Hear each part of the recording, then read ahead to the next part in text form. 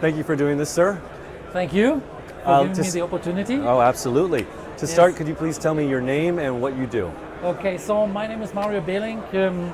I'm the co-founder of FOSSASIA, and FOSSASIA is kind of a community here in Asia. Apparently I'm not Asian. I'm originally from Germany, from Berlin. You fooled me. Okay. Yeah, maybe some manners, like sometimes I'm sounding a bit like Singaporean, I think. Oh yeah, because like, you know, they have that. this can also. So, but like actually I'm of course from Germany originally, and have been here for many years now. Like people ask me where I'm based though, so it's always between Singapore, Vietnam, Thailand of course, like it's wonderful to be here. Now at DEF CON, we meet great people like you guys, right? Yes. And so that's the background, and like the whole background about FOSSASIA. Please. Basically, like I have a company in Vietnam, it's also in Singapore, and we are developers. We love technology, and a lot of the technology that we are using is open source. Oh, yeah, right. and there's always this discussion, free and open source, because people say it's about freedom, right? So we said like, we love free and open source. And we feel a bit like, you know, a lot of activities, a lot of developments are going on in the US, North America, and in Europe. And we felt a bit left out. So we say like, okay, but we are running our business here and we want to connect with other people somewhere else. So we love FOSS, we're in Asia. I see. FOSSASIA, right? Right. And the whole thing started as a event, right? Already in 2009. So quite a few years back, yeah. Wow, 2009. And so we're running more and more tracks and people are coming. And decentralization has always been a topic, even before this whole blockchain thing took off, right? Yeah. Okay, so that was a great opening. Let me take a step back.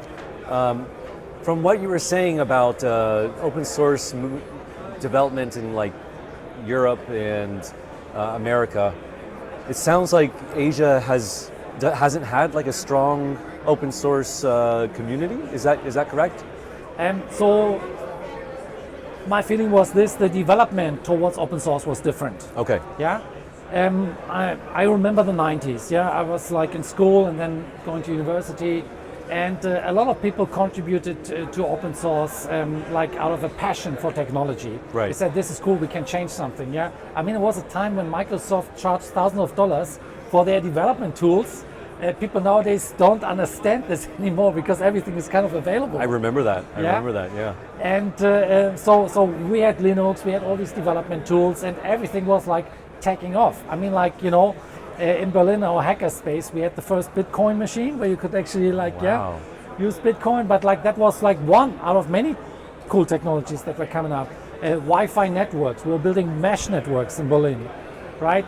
There was like the whole operating systems, of course, and like there were tools for design, you know, like you could like have these libraries to make like new design tools and so on. Everything that the young generation takes a bit for granted today. Of course, definitely takes for granted. So this was the development. People did it out of passion, and the question was always, how can you make money with it, right?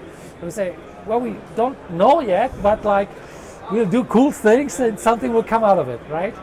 And like when I then transitioned to Asia at projects here, the mindset was completely different.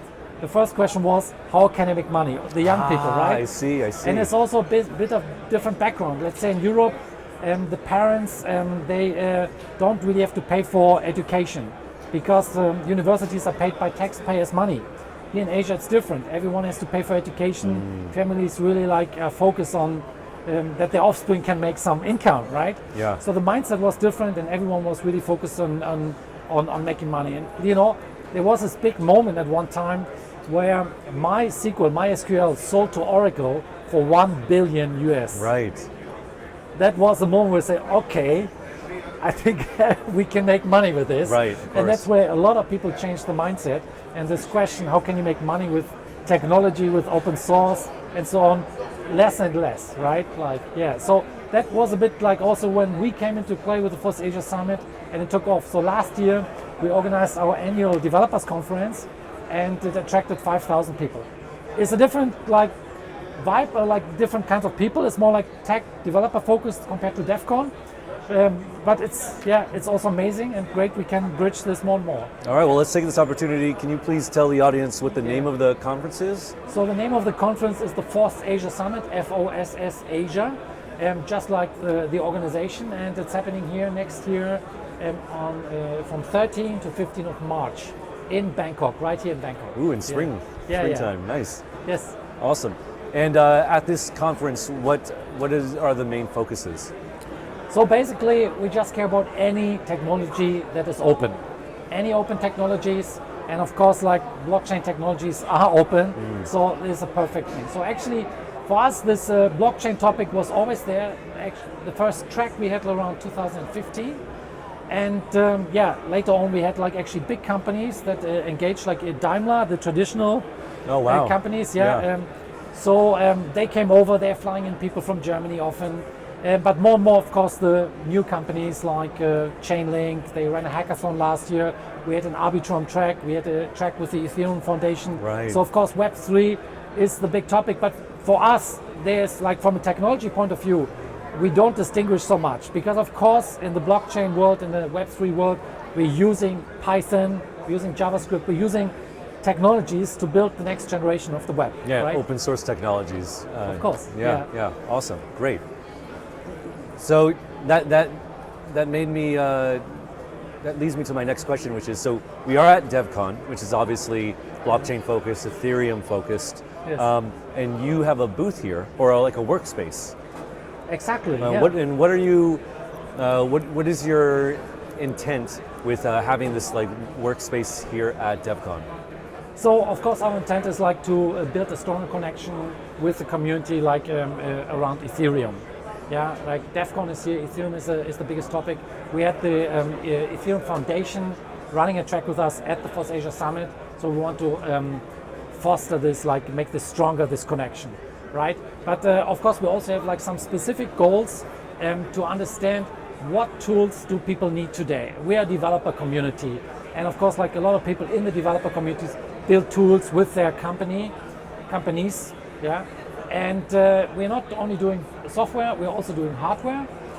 So we want to know, what do people want? Like I have this small hardware here for you actually to showcase, like, you know, it's like 2024 and people are still amazed about lights. So we made this small, we can actually switch it on. So we made this small gimmick here where you can like add any kind of text to show cool. people like, how exciting hardware can also be. There's a RISC-V chip inside.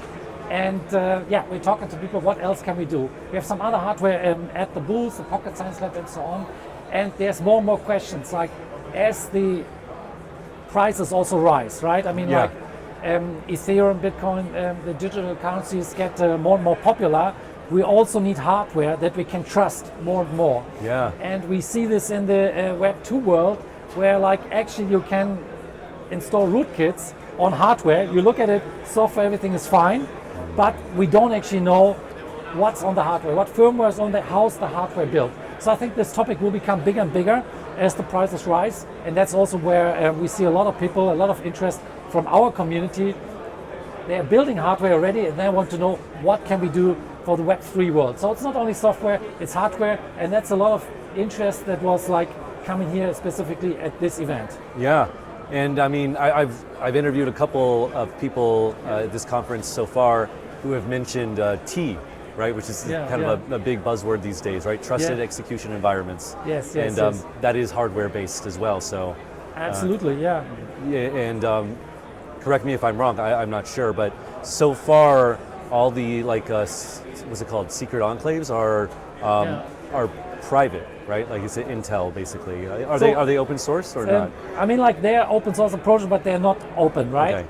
And like in the past, all this like topic about security and privacy, I feel it was a bit misused. There was this like idea of trusted computing, and the way that I always saw it was like it was there to enforce DRM, digital rights management. Yes, all right, I remember all that. that. To keep people out, whereas we're about inclusion, we're about the decentralized web. We want people to include them, and we want to build hardware with them together, and we want to build something that they can trust. Oh, you're totally right. I remember that. Yeah. It was like a Trojan horse. They're like, no, this is for security, but it was totally exactly the opposite, right? Oh, interesting. So I think like, and the amazing thing that I feel here, I mean, the community here at DevCon is so positive.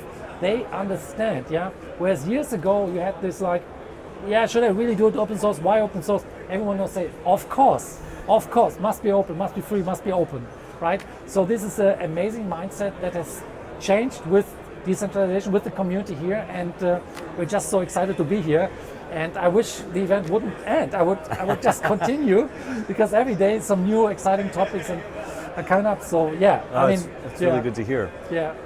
So when I was walking around the conference floor, I was drawn to your working area because it did have this feeling of software plus hardware, right? Like, because you actually have something physical to do. But your FOSSASIA incorporates so many things, right? Like even within software, Web3 crypto is a part. I mean, a significant part, but just a part, right? Like, so I saw some of the marketing materials also included things like AI as well. Absolutely. So, so AI, for example, you see these models that are not entirely open. Like we're talking to people. I mean, we don't have the resources like OpenAI. Right. That's clear. But that's clear. But yeah, we're talking to people, raising awareness. Of course, we're building a lot of tools ourselves. For example, we have actually an event management system. It's used by the Wikipedia Foundation, Wikimedia Foundation, Wikipedia community. And there, by the way, we're also integrating crypto payments. So, cool. Bridging the worlds also. So the things that we're seeing, we have to go that way, right? I mean, like we have to onboard the people from the Web 2 world to the Web 3 world. Yeah. And then I mean, talking about AI, like the intersection of AI and crypto is also quite strong, right?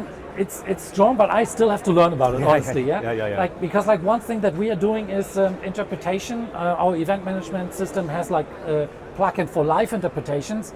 We're now plugging in like automated interpretations. You can support so many more languages. Oh, cool. We're using AI there. We're using AI, of course, like in the development. Yeah. Right. Like it's speeding up our development process so much. I'm still looking like for the real use case. I'm like, I see like so many people use it in different ways. I want to know like how can we really plug this together to like, you know, speed up this whole like evolution, right? Like, I don't know, like, because I was watching Star Trek when I was a kid, and like the promise was, right? Yeah. We're traveling around space right now. Yeah. So I think we have to speed up technological development. I'm all for it. I just don't want to be monopolized. Yes, that was what I was going to say. Is I look at companies like OpenAI and some of the other big companies making the high performant models these days. Yeah. And while they seem relatively altruistic or good today, there's no guarantee 5-10 years from now. And so open source, not competitors, but open source alternatives, I think are going to be really, really important in AI. Absolutely. I mean, they can use it. Google could never have built their business model without Linux, right? I mean, exactly. They had to pay for Windows. So I think they also owe the community, humanity, something back, because it came out of the knowledge of everyone of the commons, and they have to give back to the commons continuously, not just say stop one day. So we had the Google Summer of Code. We're participating in many years in the Google Summer of Code, but we want to see more and continuous engagements of the big players, and we want them to see open sourcing things. They took data from Wikipedia, from Twitter, from all these public resources to build their models. We want to see their continuous contribution back into open source. It's looking good, but they also need continuous pressure a bit and continuous awareness raising. So FOSSASIA is all part of that, continuing the conversations, and I mean, I'm optimistic actually. Yeah. And it's just the way the world works. Sometimes the best way to persuade somebody is give them a little competition, or absolutely, make them go the way that they know they should go. So Okay. Open source is really good that way. Yes, absolutely. So let's get into a couple details here. I would like to know in particular, how is FOSSASIA kind of cultivating or helping open source software and hardware projects? Yeah. Okay. So firstly, we have developers from every kind of level. We have actually a high school program even. Oh, cool. Where we onboard high school students to do some tasks. Yeah, we have really simple tasks. Install this, make this test, tell us what's the outcome of this test. hundreds of tasks. This program is called CodeHeat. You find it on codeheat.org. And it's a step-by-step engagement process. And that's Asia-based? No, it's like all around the over world. the world. Everyone Okay. can participate it. Like we have a bit of challenge with the prices because we still live in the real world where sometimes we want to send people a T-shirt and it's like Right. borders and so on. Yeah. But I think like the biggest like what people can get out of it is they learn something. Yeah. And that is much more valuable than a T-shirt. So I hope, like, if anyone sees it and says, "I never got my T-shirt," man, we tried, we really tried, but you know, it's hard, right? Yeah. And then the other programs is like kind of Google Summer of Code, which I mentioned. Like we have similar programs like that, where we actually have students and we pay them for an internship. We often do that in cooperation with companies. So if any companies in the Web3 world wants to run like a kind of program over 3 months internship, we have some mentors, we help you. That's cool. Often like it's a question like, do you have mentors? Do you have time? This and that. So we have some experience also to guide you through the process, and we're happy to do that. It's not always as complicated as in the US and Asia, I have to say.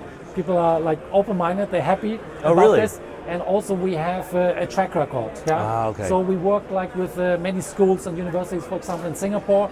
The FOSSASIA organization is based in Singapore, it's registered in Singapore, but we have team members everywhere. And we have meetups here in Thailand and Indonesia, a lot in India, of course.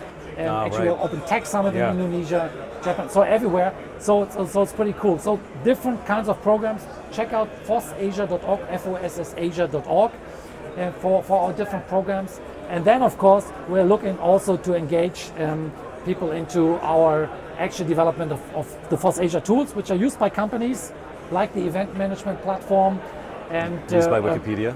like by Wikipedia, by the Wikipedia community.